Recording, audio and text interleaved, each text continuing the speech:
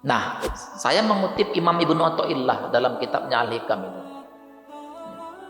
Apa katanya? Min alamati mautil qalbi adamul khuzni ala ma fataka minal muwafiqat wa tarkun nadam ala ma fa'alahu min wujudil zallat. Di antara tanda-tanda matinya hati, tidak adanya kesedihan atas amalan yang tertinggal. Ketika ada peluang berbuat baik tidak dilakukan, tidak ada kesedihan. La ilaha illallah, aku tidak ada apa-apanya kecuali Allah. Jadi orang yang sudah mempraktekkan ini tak mungkin sombong dia, tak mungkin iri dia sama orang lain, tak mungkin dengki. Kata Imam Ibnu Athaillah, jika engkau tahu bahwa setan tidak pernah lupa kepadamu, jangan kau lalai terhadap zat yang menggenggam nasib, Allah. Jamaah yang dimuliakan oleh Allah, untuk hasil yang maksimal dalam menyaksikan video ini, dapat menggunakan headset, earphone, atau alat bantu dengar langsung lainnya. Sudah, mari kita saksikan. Bismillahirrahmanirrahim. Assalamualaikum warahmatullahi wabarakatuh.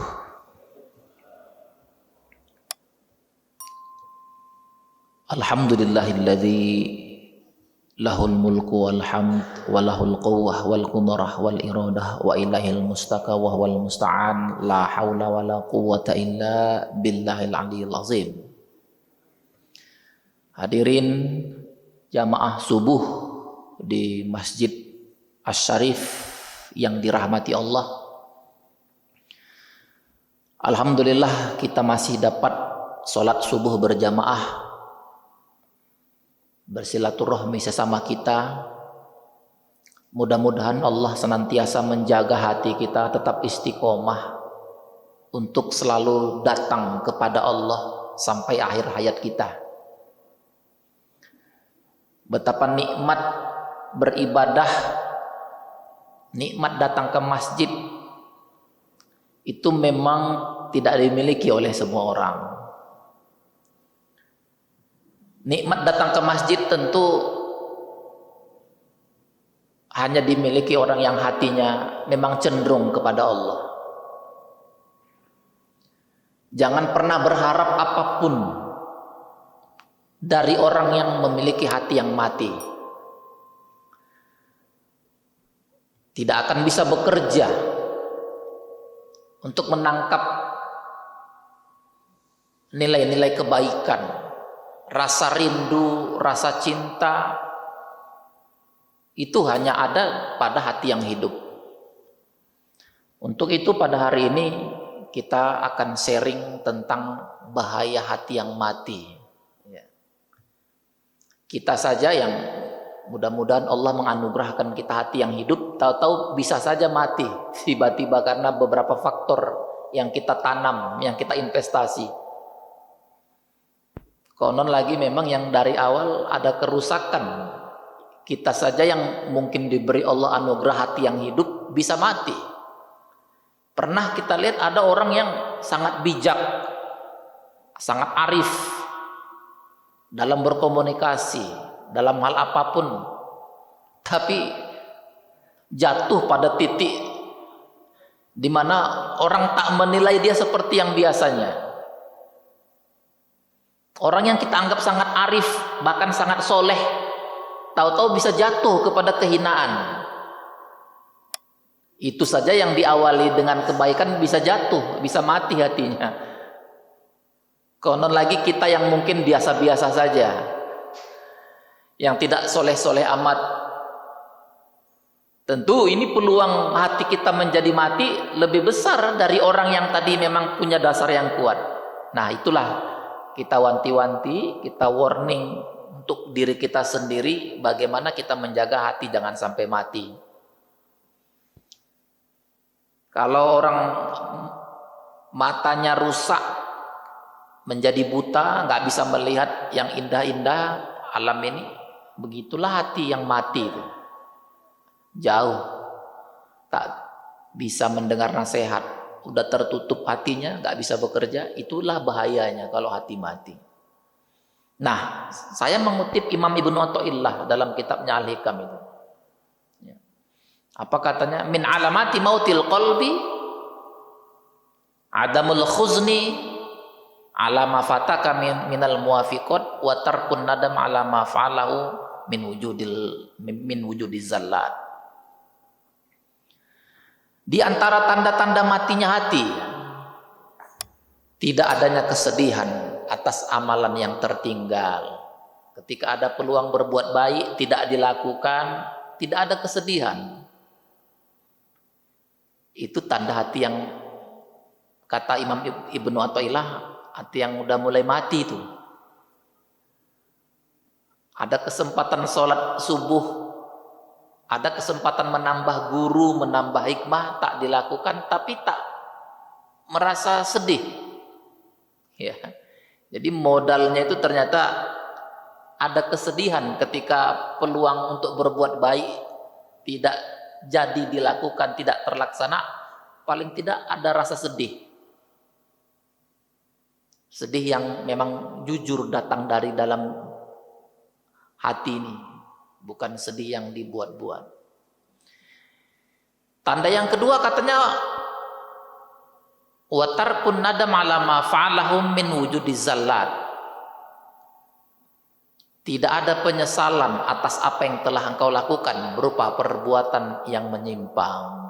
Perbuatan menyimpang ini perbuatan yang salah, yang zolim, apapun yang terkait dengan kejahatan. Ketika dilakukan dia tidak ada rasa penyesalan, bahaya ini.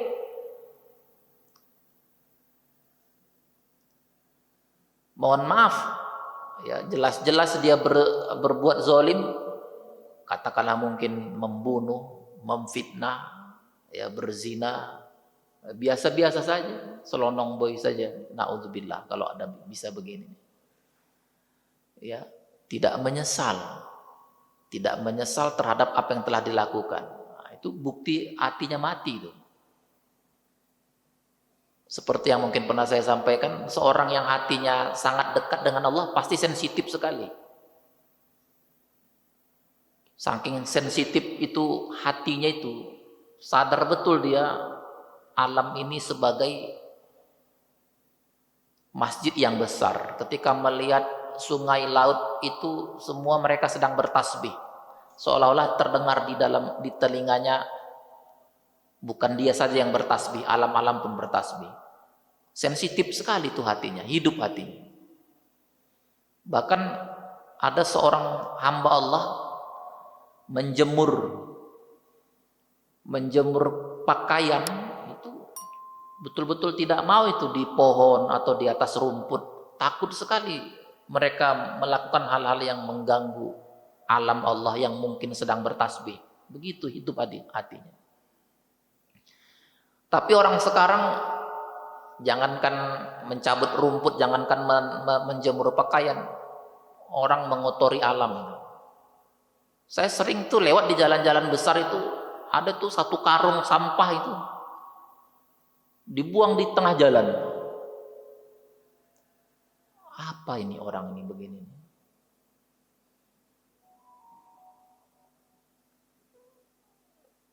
Padahal apa cerminan di luar itu bagian dari dalam ini. Kalau rusak yang di luar, rusak yang di sini nih. Jadi dunia ini kan tampilan daripada hati kita ini. Kalau hati kita mati, alam ini mati ini.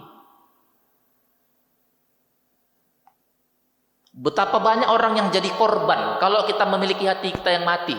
Kenapa? Iya, pasangan kita pasti jadi korban karena keegoisan kita, karena hati kita yang mati tadi.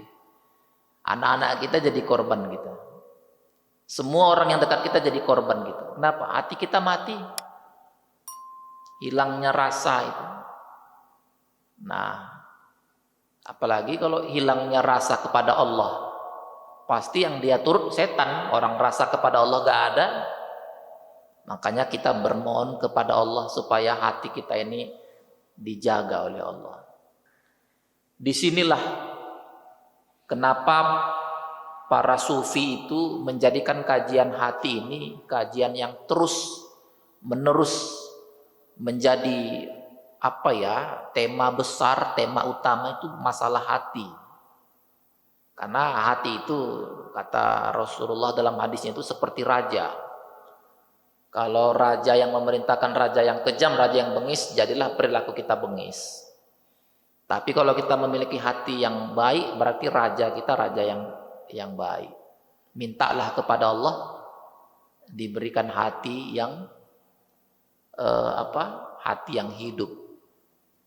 Ada orang yang datang kepada ulama, ya Syekh, hati saya ini selalu resah, selalu gelisah, tidak pernah tenang.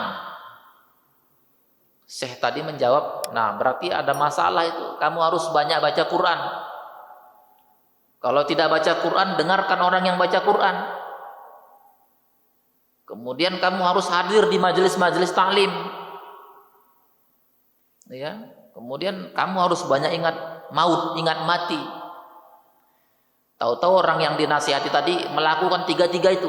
Dia baca Quran, mendengarkan orang baca Quran, hadir di majelis taklim, banyak ingat mati, masih gelisah juga, masih nggak tenang juga. Kata Syekh tadi, kalau begitu hati yang kamu miliki udah bukan milikmu lagi tuh. Ganti tuh hatimu.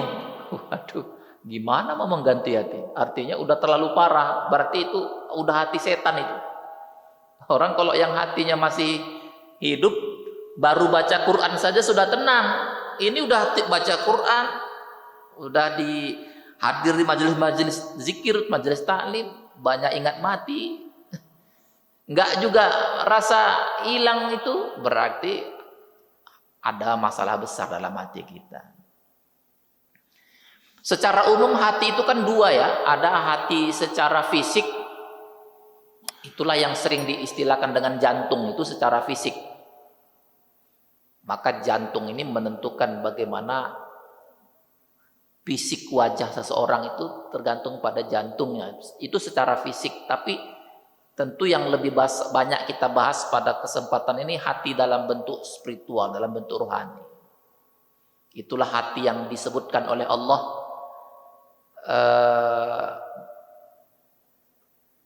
qalbul mu'minin baitullah. Di dalam hati orang beriman itu ada rumah Allah. Tentu di situ sifatnya lebih kepada rohani. Jadi tergantung kita ini, ya, bagaimana kita ini memiliki lapisan-lapisan yang paling terdalam itu ada semacam arasnya Allah, tempatnya Allah di situ. Nah, ini tentu harus bisa menjadi pembahasan yang bagus sekali kalau orang paham tentang ini. Sepertinya ada korelasi, ada hubungan orang yang sangat dekat dengan Allah menjadi dunia jadi dekat semua. Kenapa? Bagi Allah kan nggak ada yang jauh. Nah, orang yang dekat dengan Allah juga begitu. Baginya nggak ada yang jauh. Apa yang terjadi di belahan dunia lain dia bisa tahu, karena Allah yang kasih hati yang hidup tadi. Makanya di dalam pengalaman para ulama kekasih Allah itu, mereka tidak menjadikan akal ini sebagai sandaran untuk betul-betul berpikir. Mereka berpikir pakai hati nih. Kalau cuma mengandalkan akal ini, banyak orang yang jenius, cerdas, tapi ateis. Ya. Banyak itu nggak tahu ya di Indonesia ada nggak itu? Ahli matematika, ahli fisika, macam-macam itu. Tahu-tahu ateis. Saya dengar cerita langsung dari Ustadz Wahyiuddin. Ustadz Wahyiuddin pernah kita berdua ngobrol-ngobrol, katanya ada seorang dosen muda usia 36, 37 itu sudah profesor saking cerdasnya. Cerdas sekali. Tapi tidak pernah mau sholat. Muslim. Sepele dengan ajaran-ajaran Allah itu, sepele dia. Tahu-tahu apa? Dicabut sama Allah itu ingatannya. Yang profesor ini tadi tidak ingat apapun hilang semua memorinya. Istrinya datang, Anda siapa? Anaknya datang, kamu siapa? Tuh, diazab sama Allah juga ini. Ya, cerdas otaknya, tapi hatinya mati. Ini banyak terjadi. Na'udzubillah, kita berlindung kepada Allah karena semuanya di situ. Semuanya di sini. Bumi dan langit tidak mampu memuatku, kata Allah dalam hadis qudsinya itu. Hanya orang yang hatinya ridho kepadaku, yang lapang, yang istiqomah, itu aku di situ, di hati orang itu, kata Allah. Makanya pantas Allah dalam Al-Quran menyebutkan wa nafakhtu fihi min ruhi, aku hembuskan sebagian daripada ruhku ke dalam diri manusia itu. Ruh Allah itu, itulah citranya Allah, gambaran percikan dari citra Allah.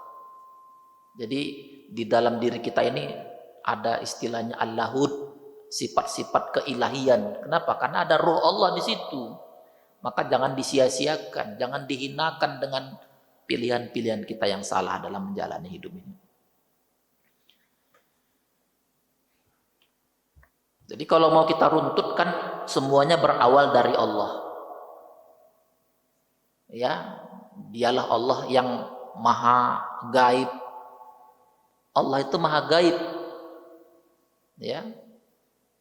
Allah itu apalagi maha hidup dan seterusnya, itulah sifat-sifat Allah. Awalnya kan dari situ.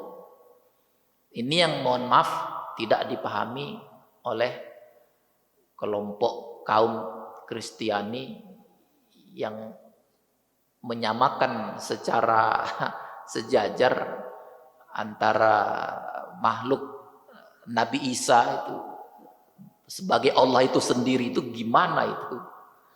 Ya, kalau dia memahami Allah itu tidak bisa direndahkan dengan apa ya, dalam ada unsur-unsur seperti yang mereka pahami dalam teologinya, itu betul-betul ngacau sekali ya. Dalam debat-debat itu selalu kalah sebenarnya, tapi saya yakin ada rahasia Allah. Walaupun sebagian besar yang masuk, yang menjadi mu'allaf itu adalah orang-orang cerdas, tapi dari sisi jumlah masih sedikit sebenarnya. Dari 7,5 miliar penduduk dunia ini, masih 2 miliar kurang ini umat Islamnya di dunia. Dari 7,5 miliar, padahal sudah 14 abad, 15 abad. Pasti ada rahasia Allah. Dalam banyak perdebatan sering mati kutu sih sebenarnya para pendeta-pendeta yang mempertahankan teologinya itu. Tapi ya itulah rahasia Allah. Nah, makanya kita perlu itu. Jadi dari Allah itu kemudian ruh itu kan, kalau kita bicara ruh itu kan yang seperti yang Allah sebutkan, yang sesuatu yang dihembuskan oleh Allah kepada setiap manusia. Setiap manusia itu dihembuskan. Kalau dalam keyakinan Kristiani kan, ruh itu yang mereka sebut sebagai firman itu hanya kepada Nabi Isa. Sementara padahal dalam Islam kan semua kita ini ya dikasih ruh Allah itu. Kemudian ada lagi namanya kalau ruh. Jadi kalau ruh ini dia tidak terpengaruh oleh apapun. Tidak terpengaruh oleh situasi. Ruh itu yang tetap menjadi bagian dari citra Allah itu, tidak terpengaruh apapun. Nah, kalau udah bicara jiwa atau nafs, itu terpengaruh. Itu berproses dia, tergantung bagaimana kebiasaan kita. Itu membuat nafsu kita jadi baik. Kebiasaan dengan siapa kita bergaul, apa yang selalu kita omongkan, apa yang selalu kita makan. Nah, itu berpengaruh kepada jiwa kita. Kalau ruh tadi nggak bisa terpengaruh oleh apapun, kalau jiwa atau nafsu ini terpengaruh. Makanya ada jiwa yang buruk, ada nafsu yang buruk, ada yang nafsul mutmainnah, kan begitu.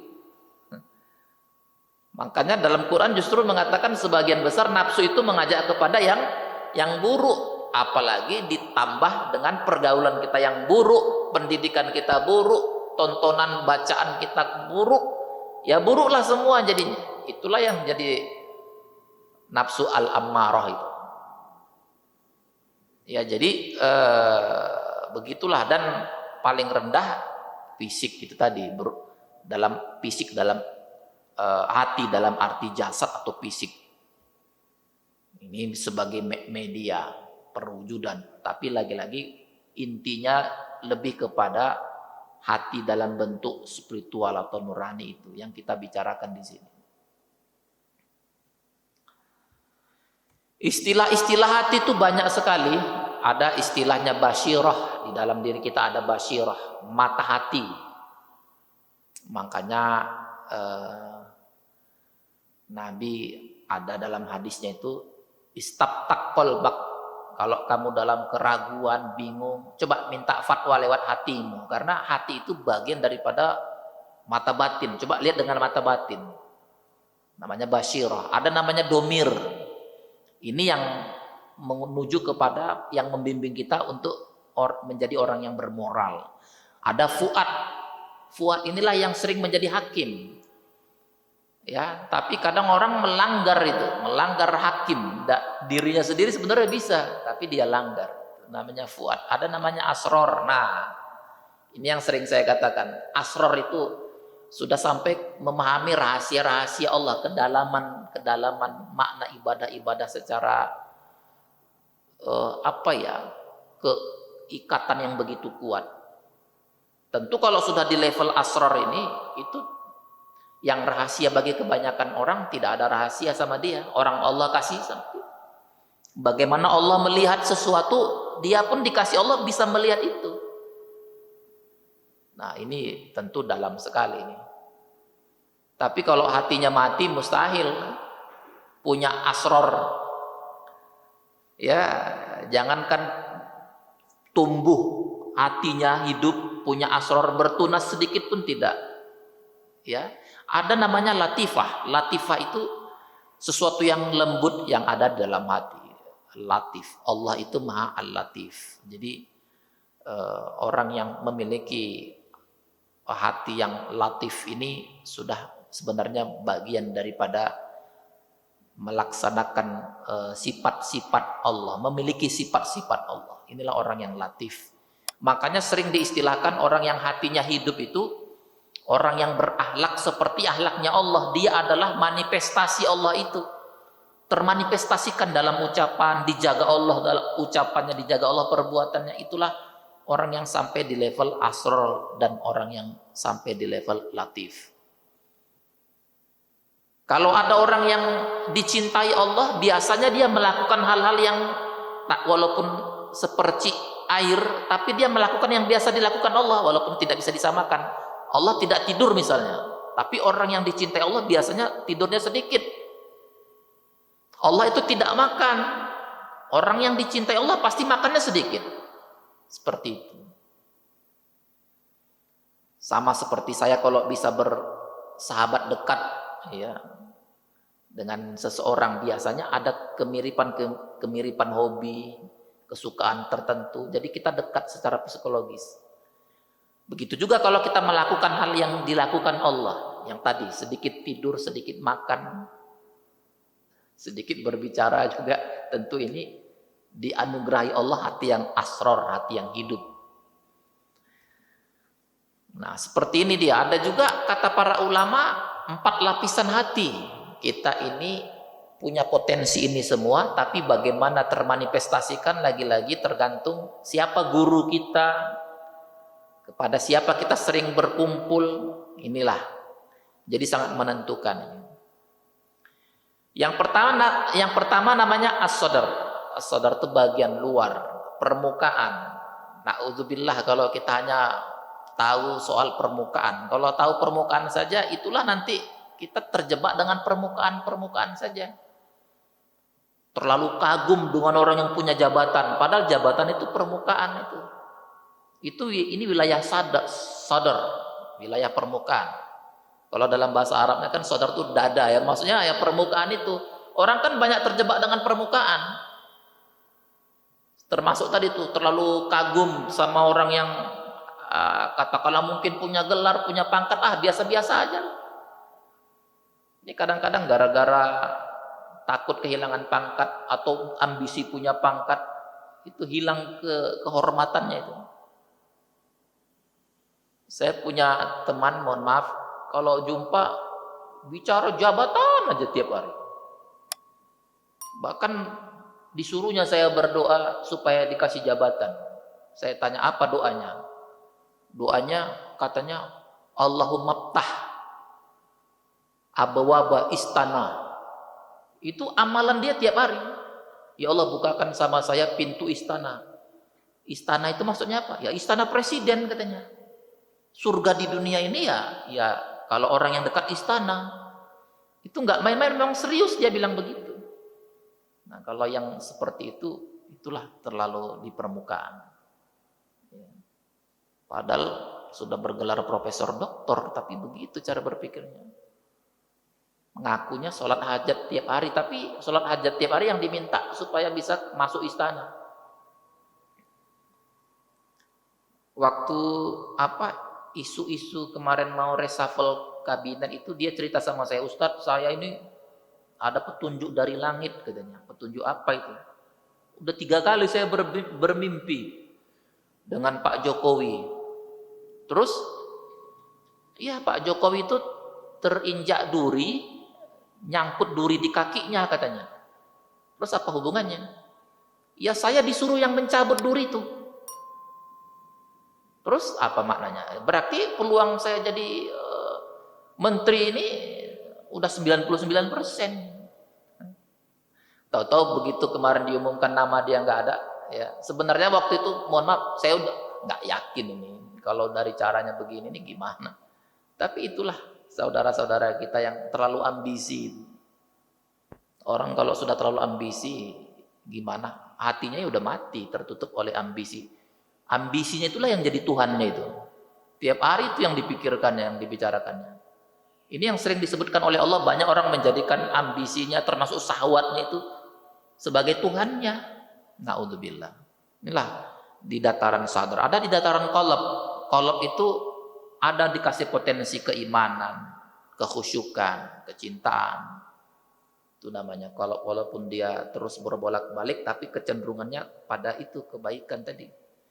Nah, kalau yang fuad lebih tinggi lagi, tempat di mana ma'rifat bersemayam, yang saya katakan tadi, Allah memberikan tempat hati manusia itu sebagai tempatnya Allah, rumahnya Allah. Itu namanya fuad. Dan yang terakhir al-lub, tempat cahaya tauhid atau kebersihan hati. Ya, sehingga dia betul-betul orang yang arif billah. Orang yang disebut dengan kenal Allah. Tapi kan sering orang menyebutkan ucapan la ilaha illallah itu hanya sebatas tidak ada Tuhan selain Allah. Seharusnya kalau orang yang sudah sampai di level lub ini, ketika menyebutkan la ilaha illallah itu, aku tidak bermakna kecuali Allah. Aku tidak akan bisa bahagia yang sungguh-sungguh kecuali Allah lah tujuanku. Ya, aku tidak bisa sedih kecuali aku tidak mengerti Allah. La ilaha illallah, aku tidak ada apa-apanya kecuali Allah. Jadi orang yang sudah mempraktekkan ini tak mungkin sombong dia. Tak mungkin iri dia sama orang lain, tak mungkin dengki. Itulah lapisan-lapisan itu. Nah, kalau yang sering kita pelajari kan begini nih. Macam-macam nafsu yang saya katakan tadi sangat tergantung kebiasaan, bacaan, guru, pergaulan, makanan. Jangan salah, kebiasaan makan makanan kita yang kita pilih itu menentukan bagaimana hati seseorang itu. Kalau tiap hari makan makanan yang alot, yang keras gitu ya, macam-macam itu bikin hati bisa jadi keras juga itu. Ya, orang itu apa hatinya tergantung apa yang sering dia makan. Ya. Jadi ada orang bijak memang bilang begitu, kita adalah apa yang kita makan. Makanya itu jagalah an-nafs ini, jiwa kita ini, supaya dikasih pendidikan, dikasih apa ya, agar dia mengkonsumsi sesuatu yang pantas gitu ya. Ada namanya nafsu ammarah yang saya katakan tadi, sering cenderung mengajak kepada kejahatan. Ada lawamah, masih adalah larangan untuk kalau berbuat zalim, pantas enggak ini ya, pantas enggak gitu ya. Ada mulhamah, mendorong untuk menyingkir sebagian besar sifat mazmumah. Seterusnya ada nafsu mutmainnah. Nanti ini materi saya kirim supaya nanti bisa dibaca-baca lagi. Dan yang paling tinggi adalah nafsu kamaliyah. Namanya ini martabat tertinggi, derajat kesempurnaan insan. Inilah yang disebut insan kamil itu. Jadi jelas itu cara kerja nafsu. Kalau nafsul mutmainnah, kesadaran ketuhanannya, kesempurnaan berhimpit begitu kuat, kesempurnaan dirinya. Ada lawamah, kesadaran intuitifnya bagus. Ada al-amarah yang paling dasar, yang paling bawah, orientasi duniawinya begitu kuat. Pokoknya bagaimana memuaskan ini kesenangan, menapikan nilai-nilai normatif. Ini nafsu al-amarah. Makanya setiap detik tugas kita adalah menyingkirkan nafsu al-ammarah ini, karena dia tiap detik datang. Karena pikiran itu selalu datang tiap hari. Ngapain kita ini? Ngapain? Kita ngomong apa ini? Macam-macam. Jadi tugas kita setiap hari, setiap detik adalah menyingkirkan yang memang sudah ada potensi di sini nih. Ya. Jadi bersihkan itu. Makanya Quran mengatakan qad aflaha man tazakka. Sungguh beruntung orang-orang yang membersihkan hatinya. Jadi jihad terbesar itu seperti kata Rasulullah adalah jihad melawan keburukan yang ada dalam diri itu. Ini yang sering dikatakan oleh para ulama, 7 tanda hati sudah mati. Mudah-mudahan kita dihindari dari 7 hati yang mati. 7. Yang pertama, berani ya meninggalkan sholat. Na'udzubillah, kalau ada orang yang berani meninggalkan sholat itu luar biasa itu. Ada dulu tetangga saya bilang begini, nanti saya sholat mulai umur 60. Masih muda, saya belum mau sholat. Tahu-tahu na'udzubillah usianya belum 60 udah stroke dia. Begitu umur 60 jangankan sholat, dan ngacau nih pikirannya kemana-mana. Jadi hati-hati. Ya, seolah-olah kita tahu apa yang terjadi ke depan, umur seperti apa, kesehatan seperti apa. Itu yang seperti orang jenius tadi itu bisa dicabut sama Allah. Ingatannya, memorinya jadi anak bayi kan. Orang dewasa dicabut memorinya ya jadi anak bayi. Buang air pun di mana dia duduk, di situ dia buang air. Namanya udah seperti anak bayi. Wah, ini ujian berat bagi keluarga. Ya. Ujian berat bagi keluarga. Jadi nasihat-nasihat para ulama itu, kenapa orang bisa hilang memorinya, kenapa orang cepat stroke, itu memang harus merubah orientasi yang sifatnya lebih kepada ilahiyah. Itulah kerinduan yang sesungguhnya. Kalau dunia ini seperti bayang-bayang, dikejar-kejar, nampaknya dapat, tapi makin dapat makin rakus. Jadi lama-lama itu yang membuat orang mudah stroke.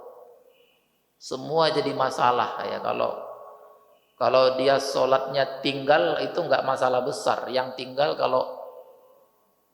kalau dunia ini yang ada yang kurang baru dia bangkit. Nah ini hati yang mati ini. Kemudian merasa tenang saja walau melakukan dosa, tenang aja. Berempati, bersimpati tidak. Ada pertumpahan darah, tidak ada belasungkawa, ya tenang-tenang, itu hatinya mati itu. Ya. Mohon maaf, saya juga punya tetangga, adik kandung dia meninggal. Orang-orang pada melayat semua ke rumahnya itu, dia duduk-duduk di warung kopi. Ngobrol-ngobrol, maksudnya nggak mau datang ke rumah adik kandung yang meninggal itu. Saya tanya, kenapa kok abangnya begitu? Oh, rupanya waktu adiknya hidup itu rebutan warisan orang tuanya, rebutan tanah. Hanya karena beda beberapa meter, mungkin adiknya itu diukur lebih banyak 10 meter daripada abangnya. Jadi dia nggak mau datang waktu adiknya meninggal. Gara-gara itu tadi. Naudzubillah. Lah ini buktinya ada orang seperti ini. Ya. Ada juga ayahnya ini meninggal. Anak 3 orang. Baru aja dikebumikan itu ayahnya. Rupanya ada surat wasiat yang ditinggalkan ayah. Dibaca sama ibunya, istrinya. Di hadapan 3 anaknya. Assalamualaikum. Ditulislah di situ, kepada istri dan anak-anakku tercinta. Jika saya setelah wafat saya nanti, saya berwasiat agar rumah yang saya tempati dan ibu kalian ini saya wasiatkan untuk anak saya, untuk anak yang nomor 3, anak yang paling kecil. Karena dari 3 anak saya, dia yang belum punya rumah. Anak pertama, kedua sudah punya rumah. Mohon setelah saya wafat itu wasiat ini dilaksanakan. Membaca wasiat begini, anak yang paling kecil tadi, alhamdulillah, ternyata papa saya sayang sama saya. Abangnya, kakaknya yang pertama kedua berdiri juga protes, loh nggak bisa begini dong. Anak papa kan bukan dia sendiri, kami rupanya anak orang lain, kan anak papa juga. Tapi anaknya yang kecil tadi ngotot, yang paling kecil. Loh ini kan bukti nih, wasiat papa yang ditulis waktu papa masih hidup. Ya iya, namanya wasiat tentu ditulis waktu masih hidup. Ya kalau udah mati nggak bisa nulis lagi. Bertengkarlah begitu, bertengkar mau pukul-pukulan. Ibunya, mamanya ini langsung jerit-jerit. Ya Allah, apa yang terjadi pada anak-anakku ini? Suamiku, lihatlah ini. Lebih bagus engkau tidak meninggalkan apapun. Engkau baru saja dikuburkan, lihatlah anakmu bertengkar gara-gara peninggalanmu ini. Masih berdebat, akhirnya kata anak yang ketiga tadi, kalau gitu kita panggillah ustadz yang ngerti nih. Ini gimana nih? Ayo kita dipanggil. Ketika dibaca wasiat itu, kata ustadz yang mengerti ilmu faraid bilang begini, waduh, ini wasiat ini ditulis, mohon maaf, oleh seorang ayah yang nggak ngerti agama ini. Ini wasiat begini nggak perlu dilaksanakan. Mana boleh dalam Islam itu meninggalkan wasiat kepada anak yang sebenarnya dia ada hak warisnya. Dalam hadis itu kan la wasiata li waris, jangan berwasiat kepada ahli waris. Orang ada bagian warisnya, kenapa kok mau diserahkan sama anak? Nah ini kan subjektivitas ayah yang katanya memang kadang-kadang ada yang lebih sayang sama anak. Tapi kalau udah dalam urusan harta nggak boleh, karena lebih sayang terus rumah mau jadi milik anak yang ketiga kan. Tapi inilah contoh. Saya banyak ketemu jamaah yang mohon maaf mengaku dia sama saya sama abang saya, kakak saya nggak saling berkomunikasi, nggak ada ngomongan bertahun-tahun. Lagi-lagi gara-gara urusan warisan yang katanya nggak adil. Aduh, saya pikir ini ada masalah di hati juga, entah keirian, kerakusan, ketamakan. Maka ada satu hal tradisi orang barat itu ya, satu tradisi yang dimana orang-orang tua yang punya harta itu sebelum meninggal malah dibagikan sama orang miskin, orang bukan kepada anaknya, karena mungkin takut jadi bertengkar itu. Jadi saya pikir satu tradisi ini bagus juga ini. Kalau kita kan berpikir bagaimana anak kita nanti kalau bisa 7 turunan dia menikmati peninggalan kita. Jadi hati-hati yang merusak itu juga apa tadi ya, kerakusan tadi. Kemudian jauh dari Al-Quran, iyalah Al-Quran itu kan kalamullah. Kalau hatinya mau hidup, banyaklah baca-baca kalamullah dari yang merupakan ayat Allah yang maha hidup. Kemudian tanda hati yang mati berikutnya tidak ada waktu memikirkan urusan agama, sibuk urusan dunia saja. Tidak suka mendengar nasihat, ya. Pokoknya kalau dinasihati, alah, gak usah nasihati saya. Kamu gak tahu apa-apa. Jam terbangmu sampai mana? Mau nasihati saya? Kamu, wah itu tuh kadang-kadang itu tanda hati yang mati tuh. Makanya dalam Quran itu ada manusia yang hatinya itu sangat keras, lebih keras daripada batu cadas. Batu aja kata Quran mengibaratkan kalau terus ditimpa air, lama-lama batu bisa berlubang atau pecah. Ini kadang-kadang hati manusia lebih keras daripada batu. Dikasih nasihati nggak mau. Aku lebih tahu, aku lebih banyak baca buku. Ya, kamu harus patuh bulat sama aku. Kalau tidak, tahu-tahu kalau orang nggak ngikut dia stres sendiri. Nah, hidupnya hanya membuat sangkaan buruk. Kemudian tidak takut dengan mati dan azab kubur. Naudzubillah. Ini 7 tanda hati yang sudah mati.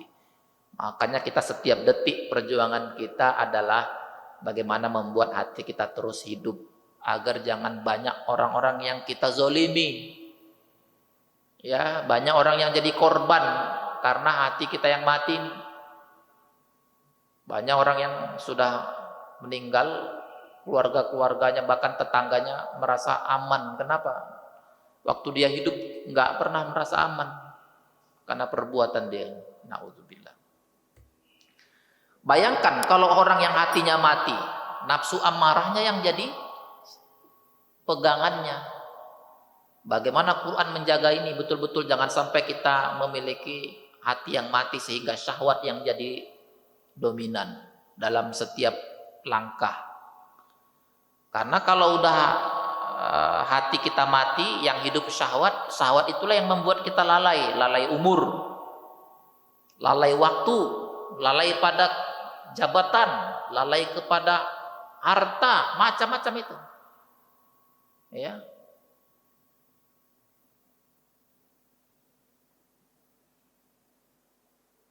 Lalai. Kita boleh berencana untuk kehidupan yang lebih baik, tapi jangan lalai. Ya. Mengikuti nafsu, kesesatan yang terburuk. Quran mengatakan kesesatan terburuk. Banyak kesesatan, tapi kesesatan terburuk adalah mengikuti nafsu. Mengikuti nafsu menghalangi untuk berbuat adil, juga sumber kerusakan. Kalau sudah dikatakan sumber kerusakan, gimana? Jadi lagi-lagi jangan pernah berharap banyak kepada orang yang hatinya mati. Ya, kepada diri dia sendiri saja dia nggak bisa dia menghidupkan, membesarkan, melapangkan hatinya, membahagiakan dirinya. Dia aja nggak bisa. Kok kita berharap kebahagiaan dari orang yang seperti ini? Gimana ini?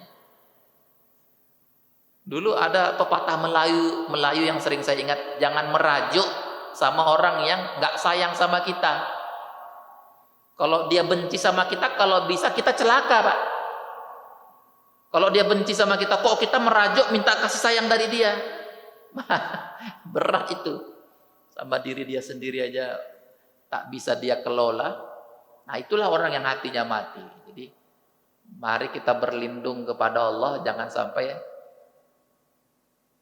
orang menjadi korban kezoliman kita karena hati kita yang mati. Jadi jangan pernah berharap.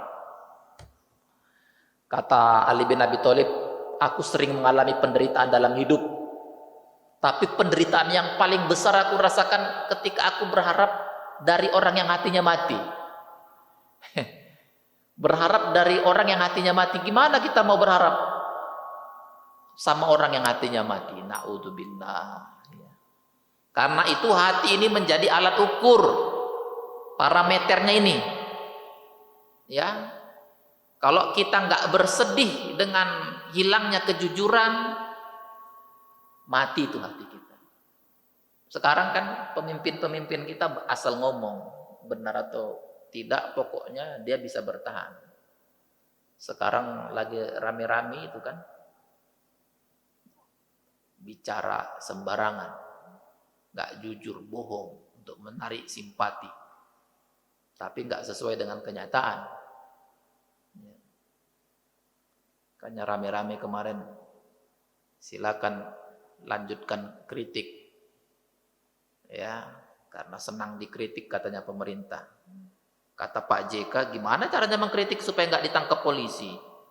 Jadi asal ngomong supaya dapat simpati itu bagian dari kebohongan. Itu nggak bisa dijadikan tolak ukur kalau orang yang berbicara tapi buta terhadap realitas. Ini yang saya katakan tadi, manusia yang hatinya mati dipastikan nggak akan pernah enggan berbuat kebaikan, hilang kasih sayang. Karena yang dia dahulukan adalah duniawi, menuruti syahwat. Itulah orang yang hatinya mati. Nah, kita lanjutkan. Setelah tahu kita perjuangan kita setiap detik untuk menyingkirkan penyakit-penyakit hati. Kenapa saya katakan tiap detik? Iya, karena penyakit hati kita ini ada ribuan, Pak. Jadi nggak sembarangan, ada ribuan penyakit hati itu. Itulah yang mau kita bersihkan setiap detik itu. Kadang ikhlas kita muncul, dendam kita datang, dendam kita hilang, iri kita muncul. Gitu kan? Syukur kita datang, tahu-tahu kikir kita malah macam-macam itu. Jadi itulah perjuangan yang terus-menerus. Ya. Rezeki datang, kehilangan rasa ketidaklapangan datang dalam hati, macam-macam.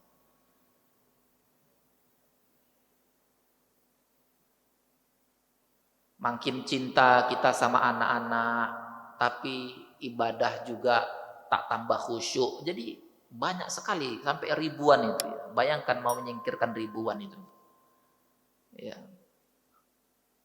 Orang sekarang udah terlalu terburu-buru dalam hal apapun, jadi jarang berpikir untuk membersihkan hatinya. Kata Aid Al-Qarni itu ya, di dalam bukunya itu La Tahzan itu. Untuk hidup tenang itu apa sih yang dibutuhkan? Kalau kita sudah ada yang bisa kita makan, ada tempat kita tidur nyaman, ada rumah, apalagi sih? Apalagi ada keluarga, apalagi sih? Tapi orang sadar punya rumah, kalau rumahnya itu terbakar, waduh gimana kok terbakar? Sebelumnya kalau rumahnya aman-aman nggak merasakan nikmat. Sadar punya kaki, kalau kakinya udah sakit. Nah, itu hilangnya rasa syukur, itu penyakit dari hati juga. Kata Imam Ibnu Athaillah, jika engkau tahu bahwa setan tidak pernah lupa kepadamu, jangan kau lalai terhadap zat yang menggenggam nasibmu. Allah menggenggam nasib hidup kita. Sesusah-susahnya kita, semenderita-menderitanya kita, ya, kita tetap di dalam genggaman, tetap dalam takdir Allah. Lah itu kan ngomong aja yang mudah Ustaz. Lah berawal dari omongan itulah harus kita zahirkan. Ilmu itu kadang-kadang ada kalanya harus dizahirkan supaya hidup ini jadi mudah. Daripada kita ngomong-ngomong, aduh kayaknya nggak sembuh nih penyakit saya nih, utang saya kayaknya nggak bisa terbayar nih, rumah tangga saya udah berantakan nggak bisa diobati ini. Itu terus diulang-ulang. Itulah kita yang mengutuk diri kita sendiri pun sudah begitu. Jadilah yang kita katakan itu. Yang seperti disebutkan oleh Allah, ana inda zonni abdi biaku, berdasarkan yang dipersangkakan hambaku. Itu penyakit hati juga itu. Mengulang-ulang kata-kata itu terus. Matilah aku ini. Ketika ada orang seperti ini datang sahabat Ali bin Abi Thalib, kamu mengucapkan kata-kata yang tak baik terus, apa ucapan itu udah kamu ucapkan ketika kamu lahir? Ya tentu belum katanya, karena saya dulu kecil bayi belum bisa ngomong. Terus ucapanmu nanti kamu bawa sampai mati juga? Ya enggak. Kalau sesuatu yang enggak engkau bawa sejak lahir, terus nanti mati enggak engkau bawa ucapan-ucapan kesusahan itu, ngapain kau pertahankan itu? Ini namanya orang yang lalai. Kata Ibnu Taimiyah, setiap yang mengaku hamba Allah, ini kita semua ini hamba Allah, pasti butuh menyendiri, pasti rindu datang kepada Allah. Kata-kata yang paling indah adalah pulang. Capek-capeknya kita bekerja, bahkan rekreasi, tapi tetap yang terindah adalah pulang. Nah, pulang yang sesungguhnya adalah ingat, datang kepada Allah, berzikir, merenung, introspeksi. Itulah obat daripada hati. Zikir terapi hati yang mati. Ya, kata Ibnu Taimiyah, aku mengadukan kepadamu tentang kerasnya hatiku. Maka beliau menasihati, lembutkanlah ia dengan berzikir. Ya, zikir itu seperti air bagi seekor ikan. Bayangkan kalau ikan itu enggak ketemu dengan air. Ini yang saya katakan tadi, insya Allah kita semua memiliki hati yang sensitif. Kenapa? Karena hidup. Apapun yang kita mau lakukan, Allah ridho enggak ini? Sangat kritis dia terhadap apa yang dia lakukan. Ketika sholat, ya Allah tadi sholatku khusyuk enggak ya? Ampuni aku ya Allah kalau tidak khusyuk. Kritis. Ketika dia bersedekah, ya Allah cukup enggak tadi yang aku sedekahkan? Terlalu perhitungan enggak ya Allah? Kalau terlalu perhitungan, ampuni aku ya Allah. Kritis sekali dia dengan perbuatannya. Itu orang yang hatinya hidup. Jangan sampai kalau hati mati, lama-lama udah dikasih peringatan, ini yang disebutkan oleh Allah, dikunci sekali ya. Kalau Allah yang kunci hati, siapa yang bisa buka kalau bukan Allah? Makanya kalau hati kita mati, datang kepada Allah, akui, datang kepada Allah. Kalau enggak dibuka. Hanya kita berlindung. Tadi sudah disebutkan di awal, faktor matinya hati, sholat ditinggalkan, enggan bersedekah ini membuat hati mati juga. Tidak mau bertafakkur, bermuhasabah, ya. Ada orang ditanya, gimana ya, kamu merasa sholatmu sudah khusyuk apa enggak ya? Dia jawab apa? Pokoknya saya sholat lah. Soal khusyuk tidak khusyuk, Allah yang tahu. Ya jangan begitu, dipelajari dulu. Ya kan kita untuk mengetahui itu kan harus belajar. Jadi jangan karena malasnya kita belajar sholat khusyuk, kita jawab, itu kan Allah yang tahu tuh. Pokoknya saya sudah sholat lah. Ini yang disuruh Rasulullah, orang sholat disuruh diulang-ulang. Udah sholat ulang lagi. Kenapa? Sholatnya suka sembarangan. Sungguh celaka orang yang berhati keras dari mengingat Allah, mereka itu berada dalam kesesatan yang amat nyata. Tidaklah seorang hamba mendapatkan hukuman yang lebih berat daripada hati yang keras. Jadi hati keras itu hukuman yang paling berat. Orang boleh diuji dengan bermacam-macam ujian, asal jangan diuji hati yang keras ini bisa saja hati yang keras itu karena Allah sudah kunci itu. Kecuali dia datang sendiri mengaku kerasnya hati itu, baru dibuka sama Allah. Kalau enggak dikunci terus. Itu musibah terbesar. Ya. Jadi itu tadi, sembuhkan itu. Iri, dengki, rakus, bakhil, tidak pandai bersyukur, dendam berkepanjangan, penyesalan, kekecewaan, depresi, stres, banyak lah penyakit-penyakit hati. Maka kita disuruh doa, Allahumma nawwir qalbi, ya Allah berikan cahaya di dalam hatiku, biduri hidayatika kama nawartal arda biduri samsika abadan bi rahmatika ya arhamar rahimin. Ya Allah, sinari hatiku dengan cahaya hidayahmu sebagaimana engkau menyinari bumi dengan cahaya mataharimu selamanya, dengan rahmatmu, wahai yang maha pengasih lagi maha penyayang. Terakhir, ini yang sering disebutkan dalam banyak nasihat, bahkan sudah ada lagunya.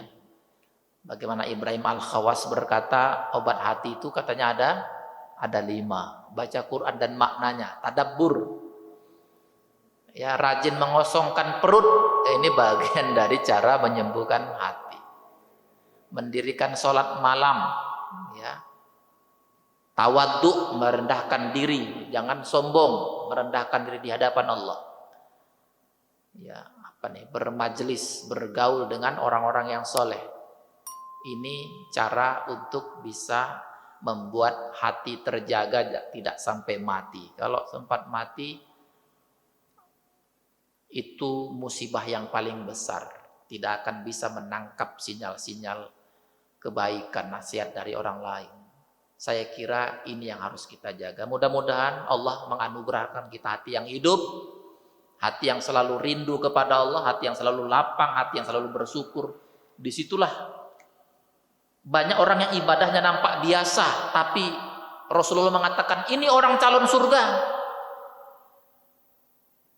Orang bertanya, loh kok bisa? Dia kan ibadahnya sama aja sama kita kayaknya. Tapi rupanya dia memiliki hati yang luar biasa, hati yang ridho, hati yang ikhlas, hati yang tidak dendam, tidak iri, hati yang tidak merasa lebih suci dari orang lain. Ternyata keistimewaannya ada pada hati. Jadi banyak orang yang ibadahnya nampak biasa, tapi di mata Allah luar biasa. Lagi-lagi karena orang ini memiliki hati yang hidup. Saya kira dengan slide yang terakhir ini sebagai penutup materi kita pada subuh kali ini. Sebelum kita tutup dengan doa, mungkin ada yang mau diskusi, mau bertanya tentang materi ini. Setelah itu baru kita tutup dengan doa. Silakan Pak yang belakang.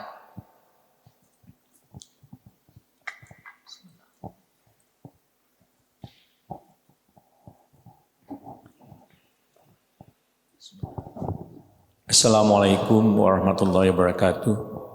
Waalaikumsalam warahmatullahi wabarakatuh. Sangat menarik sekali kuliah kita pagi ini mengenai hati yang mati. Saya itu ada sahabat karib, orangnya pintar sekali. Saya sering memberi nasihat sama dia. Dia suka bercanda gitu. Kalau kita ajak sembahyang Jumat, lu aja yang pergi, kirim salam aja. Pak diulangi Pak kalau ada. Waktu mau sholat Jumat, saya selalu ngajak dia. Ya. Karena dia orangnya pintar, lucu, tapi soal agama ini macam main-main gitu. Saya ajak sembahyang Jumat, enggak, gua banyak kerjaan, kirim salam saja. Nah, yang kedua, tahun lalu ada teman kita juga meninggal, dia melayat, saya datang duluan. Pas dia datang, dia tanya, jenazahnya di mana? Lagi dimandiin. Gak bisa dia mandi sendiri. Kita kan sepertinya ketawa gitu. Tapi setelah itu, sebulan setelah itu dia meninggal. Nah, dia juga suka kuliah, ambil sarjana hukum, akuntansi, MBA. Nah, sekali waktu karena banyak kerjaan, dia nggak siap untuk menghadapi ujian. Terus dia bilang sama saya, Juf, kemarin saya mau ujian, tapi nggak siap. Terus saya berdoa, ya Allah, kalau Engkau memang ada, batalkan ujian ini. Kebetulan dosennya sakit, batal. Memang Allah ada. Saya dengar gitu seperti, kok ini orang seperti main-main gitu. Nah, bagaimana kita menghadapi teman seperti ini? Kita kepengen memberi nasihat, tetapi selalu jadi candaan. Sekali waktu dia belajar Al-Quran, semua Al-Quran itu dia stabilo. Kepengen tahu artinya, tapi nggak sholat-sholat juga gitu. Nah, pada waktu meninggal di Pondok Indah, saya datang. Dia kebetulan istrinya Kristen, sudah dipakein jas. Banyak orang hadir, tapi digeletakin aja. Saya langsung ngaji aja. Pas saya ngaji, ibunya datang. Ibunya udah umur 90 tahun. Rajin sholat. Nah, karena dia udah dipakein jas, mau diinikan secara Kristen, dengan saya mengaji, akhirnya keluarga berdebat di sana. Akhirnya dimandikan seperti orang Islam. Dan orang-orang lain pada nanya kepada ibunya, kok ibunya udah 95 masih sehat ya? Ya ibunya tuh sering ngaji. Waduh, sayang sekali ya anaknya kok bisa begini gitu. Nah, ini bagaimana kita kalau menghadapi kasus-kasus seperti ini, kita kepengen kasih nasihat, tapi seperti candaan-candaan saja jawabannya. Demikian, wassalamualaikum warahmatullahi wabarakatuh. Waalaikumsalam warahmatullahi wabarakatuh. Iya, saya ikut terenyuh Pak. Ini bukan sekedar pertanyaan, tapi ini renungan bagi kita bersama, bahwa kita harus berhati-hati. Kalau bercanda itu bercanda pada saat yang tepat, pada momen yang tepat. Orang meninggal seharusnya kan tidak waktunya untuk bercanda. Ada orang yang dipanggil oleh Allah, disitulah saatnya kita juga seolah-olah kita juga sudah sangat dekat untuk dipanggil. Jadi jangan, ya ini saya pikir bagian daripada ada masalah di dalam hatinya. Saya tidak berani mengatakan istilah hatinya sudah mati, pasti ada masalah. Menuju arah yang ke situ juga itu. Kalau terlalu banyak bercanda di tempat yang pas, itu karena udah hilangnya ketawaduan, hilangnya kearifan. Saya kira begitu. Jadi cerita Bapak itu luar biasa, orang yang cerdas, orang yang mau secara akal jenius, tapi istilahnya tidak mau tawaduk belajar. Kalau dia punya ilmu sesuatu, katakanlah akuntansi, matematika, bagus di situ, kan dia tentu ilmu yang lain kurang. Dia harus belajar, tidak bisa semuanya harus secara sendiri. Ya, semuanya tidak bisa instan. Ini kan ada orang yang begitu, semuanya mau cepat dengan caranya sendiri, lama-lama KO juga dia dengan situasi, dengan keadaan. Saya nggak tahu itu cerita Bapak tuh membuat kita semua jadi berhati-hati. Ada orang tua yang soleh sampai umur 95 tapi punya anak, akhirnya berbeda keyakinan ya Pak anaknya itu. Sampai sebegitu, itu tantangan yang berat, itu ujian yang berat.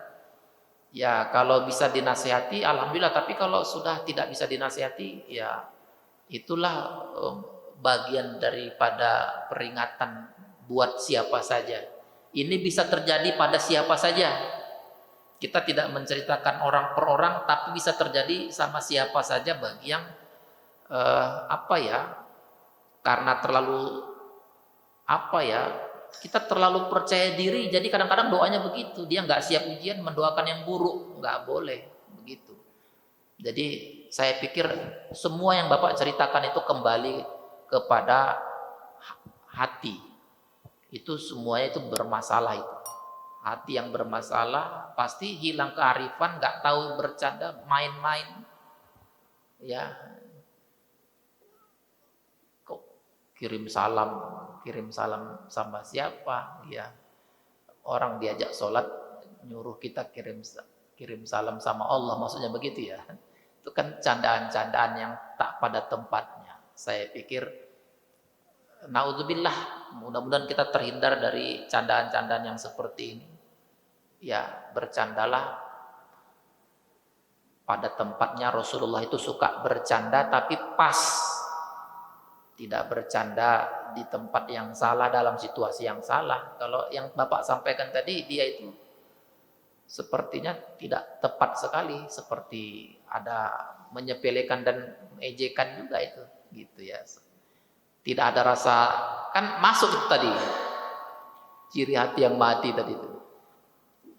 Artinya tidak takut dengan kematian, tidak mempersiapkan kematian, itu bagian dari penyakit hati.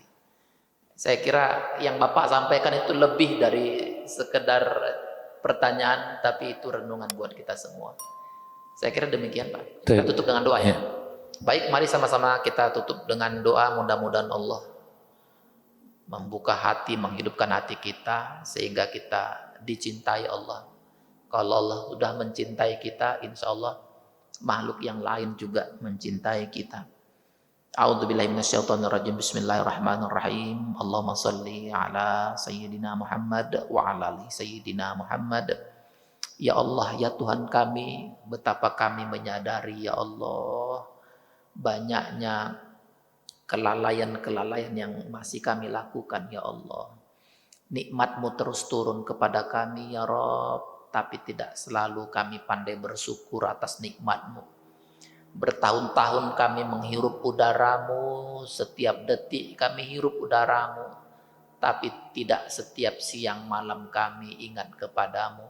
Ampuni kami yang lalai ini ya Allah. Bertahun-tahun ya Allah kami tinggal di bumi-Mu, indahnya ciptaan-Mu yang kami lihat, tapi tak membuat hati kami bertafakur dan bermuhasabah kepadamu ya Allah. Ampuni kami yang masih lalai ini ya Allah. Kami sering lupa atas perintah-Mu, padahal rezeki Engkau turunkan kepada kami terus menerus. Nikmat-Mu terus turun kepada kami, tapi dosa kami terus naik kepadamu. Betapa lalainya kami ya Allah. Ampuni kami yang tidak amanah kepada mata ini. Kami zolimi diri kami hianati mata ini untuk melihat yang tak pantas. Sementara Engkau memberikan mata ini dengan penuh kasih sayang.